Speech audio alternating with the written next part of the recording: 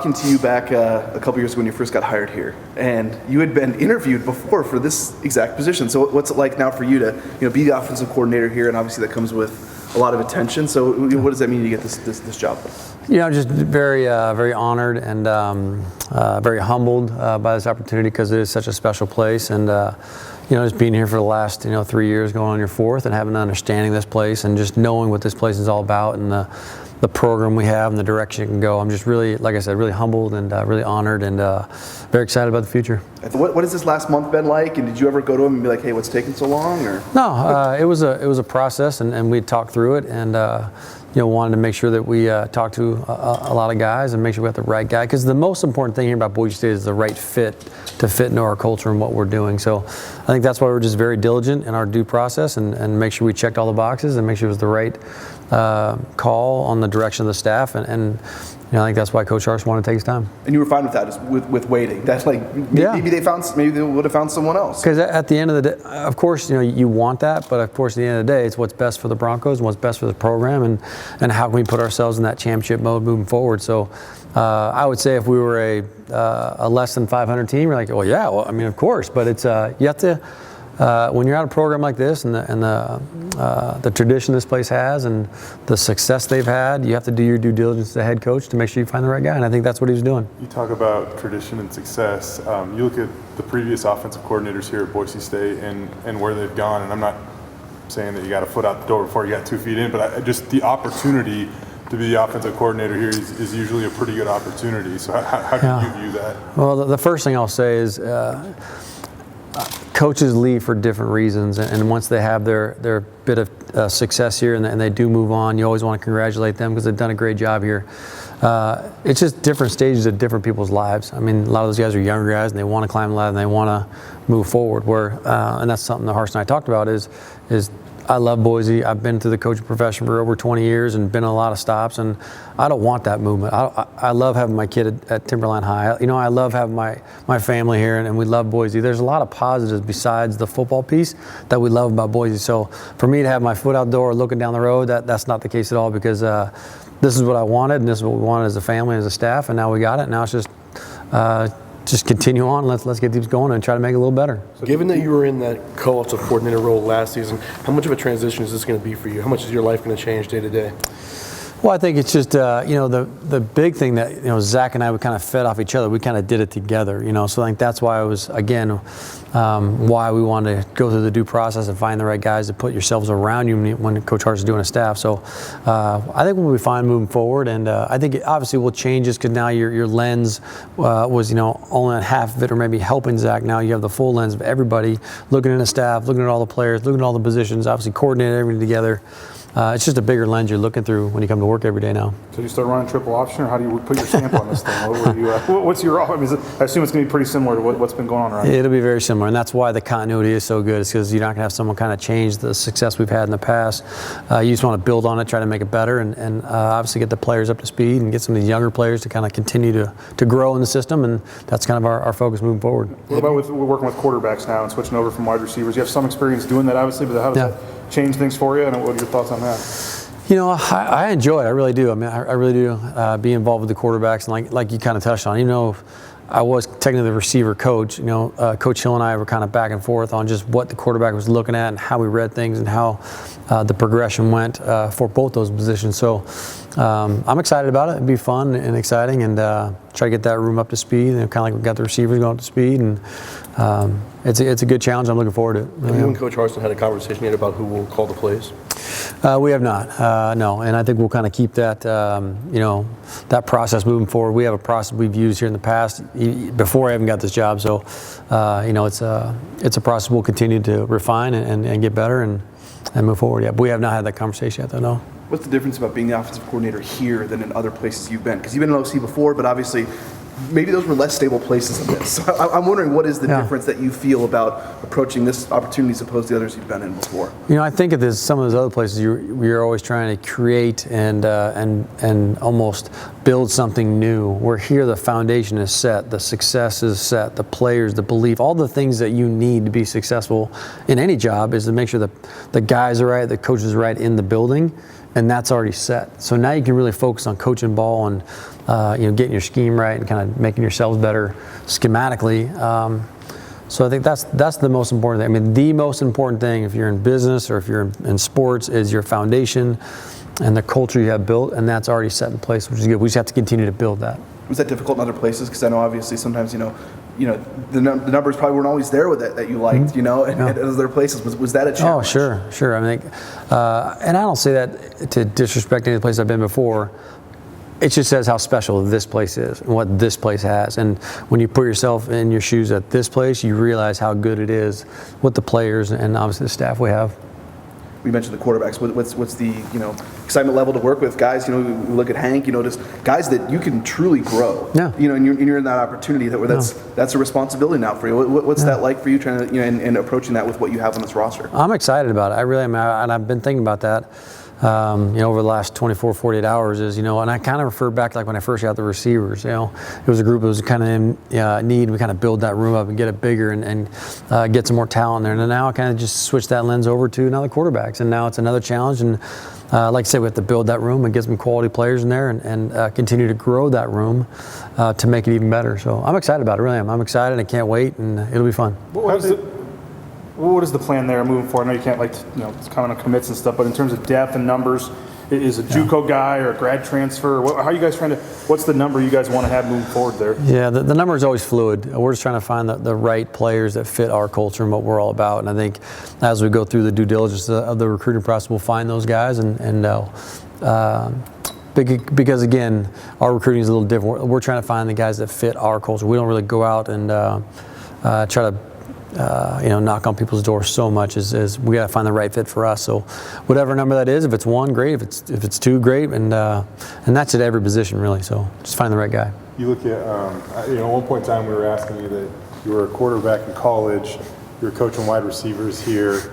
And I believe at that point in time you said that you kind of coached that position through the eyes of a quarterback. Yeah. So now that you have all that experience coaching wide receivers, how does it help you maybe come back and coach the quarterback position? It makes it really easy because, and I'm glad you remember that because that's something I have been coaching the receivers from the quarterback's perspective anyway. So that's why the transition won't be very hard. What I am excited about is I think maybe we'll have some more quarterback and receiver meetings together, just so we're all on the same page. We're talking the same language. Hey, we're looking at this safe. This is why things are happening for that exact reason. We do talk about the depth that you built to that quarterback room. I mean, it wasn't that long ago Sed Wilson had to have 1,500 yards basically because you guys needed to have 1,500 yards, and now the position's so deep. I mean, was the hit rate high? I mean, why were you able to build so much depth at that position fairly, in a couple of recruiting cycles? Yeah, I think it's really, and I keep saying it, the credit to this place and the success we've had in the field and the national exposure that Boise State has on a national level, and they now gravitate toward that, and they kind of know that. So. And really, you try to find the right ones. You don't go out and find the guy who has all the stars or all the offers. You try to find the right guys that fit what we're doing, and I think we've done a really good job of that over the last couple of years, building that receiver room up for sure. When we talk about your approach to wide receivers, when I've talked to guys you coach now and you've coached before, a lot of them talk about the focus on technique and things like that being one of your strengths. When you coach quarterbacks, is that similar? It's very similar. Yeah, absolutely. And believe me, I have all my notes and I got it all down. And like I said, even when I was coaching receivers, my eye always looked over at the quarterback because it's such a key position, and you don't ever just turn your back and it's blind to it. So I'm excited about it. I truly am excited. Like I said, I played the position. I know the position. Now it's got to translate that and get these young quarterbacks ready to play at a high level. I would say, have you talked to any of the wide receivers? They haven't even reached out to you yet. What was their reaction? It does seem like John posted just a quick little video after the Colorado State game where they're trying to find you to dump water on you or something like that. So it seems like you clearly built a bond with those guys. Yeah. There's definitely been some communication, especially when it broke out and it was out. I got a lot of text messages. We had a team meeting, and it was tough. I'm not gonna lie, because you put a lot of effort to get that room to where it is, and you build a lot of great connections and a lot of great relationships with those players, and it's going to be tough. But I keep telling and reminding them is that the quarterbacks and receivers, it's like a 1-2 punch. You're going to be together. And I said, you guys haven't got me ready to be 100%. I'll still be around. So I'll still be around. I'll still keep poking my head in there, and I'll still be involved as much as I can. Obviously, I have to give the attention to the quarterbacks, but like I said, they go hand in hand. Is there a timeline? I don't want to say from yourself because you're going to have a hand in it now. now you got 2 vacancies still on the offensive side of the ball for the coaching staff. How much of a say do you have in that, and when would you or Harsin like to have guys in place? And like I said, we don't put a timetable on it because it's about finding the right one. So when that time is right and we got the right guy and the right fit, then we'll bring him on board. But still working through that process. Well, when did you? I'm just curious. When you found out from Hars that he wanted, he wanted to offer you the position, and what was that like for you? I was excited. I mean, who wouldn't be? I mean, it's to be able to be the offensive coordinator and be here and to follow in the tradition that this place has had and try to continue that and maybe try to build it a little bit better. And that window of margin is so small. You have to find out the details of how you're going to do that. So I'm excited. I really am. I'm excited for the challenge and can't wait to get started. You had a front row seat for Hank Bachmeier's first season in college ball. What did you see out of him that you liked, and what areas does he still need to grow in?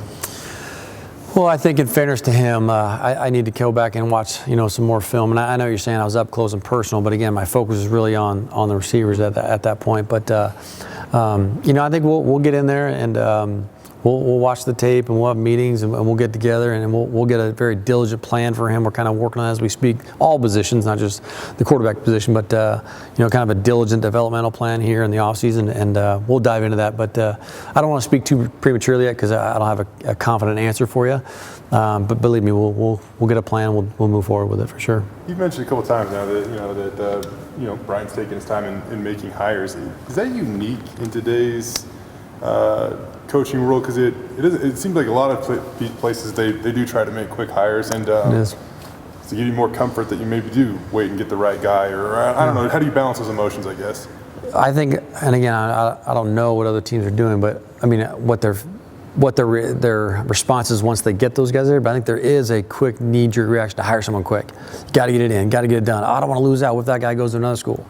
Well, that's why I appreciate it with Coach Harsh, even in recruiting and obviously getting your staff together. Is we just take our due diligence. We just do our due diligence. We take our time, make sure it's the right fit, because there's a lot of good football plays out there, but you got to find the right people that fit those plays and that culture and that philosophy, and that's what Coach Harsh does, and that's why he takes his time. And I think that's why he has continued success from the other coaches and continue that, because he does his due diligence to make sure it's the right fit for this team. Was there any prior to Boise State? Was there any year of your coaching career that was super beneficial, or just one that you really hang on, or anything? I mean, I know you were at Alabama in 15, and there were a lot of good coaches there at that time too. So that was probably one of the best years of my life in coaching, because I got to sit back and observe and watch and take notes, and I wasn't in the thick of it, in the fire of it, to extent of those assistant coaches and those coordinators. So it was good to just kind of sit back and just kind of observe and watch and really just kind of reflect on myself as a coach, and obviously look at these great coaches in front of me and how well they do it and how detailed they are. And so that was probably one of the most beneficial years for sure. Yeah, absolutely. What we look back at the last game, I mean, it's the most recent one. It's going to be the most recent one until the opener. Sure. When you look back at it, what happened, and then how eager now are you to get back out there and try to correct, what happened out there? Yeah, I know that's a game where we and myself, you got to look yourself in the mirror, because a lot of guys can turn their head the other way and ignore it. So we'll get it in the off season, we'll get it going. But I think you have to learn from those experiences. You have to learn from what happened in that game and how we can improve that moving forward over this off season, obviously in the fall camp and in that next year's season. So. It was painful. I'm not going to lie. I got it circled on my calendar, and I won't forget it. And every time I come into work, I want to look at it. It's going to motivate me and motivate our staff to make sure we get that right moving forward. I'm not going to ask you necessarily to get too meticulous here, but when you were at Washington, you had Bishop Sankey, right, your final year, and he rushed for almost 1,900 yards. Mm-hmm. What do you see out of a guy like George Halani and what he can mean to an offense? I mean, there's been a lot of people that have praised him this year, but what have you seen out of him? I think when you have the ability to run the ball and to be able to do like we did with some teams this year with George and really his other backs, but George obviously being the front runner, it's exciting, and you need that. When you have a foundation of a run game, it makes it very hard to defend when you start doing some of the things with it.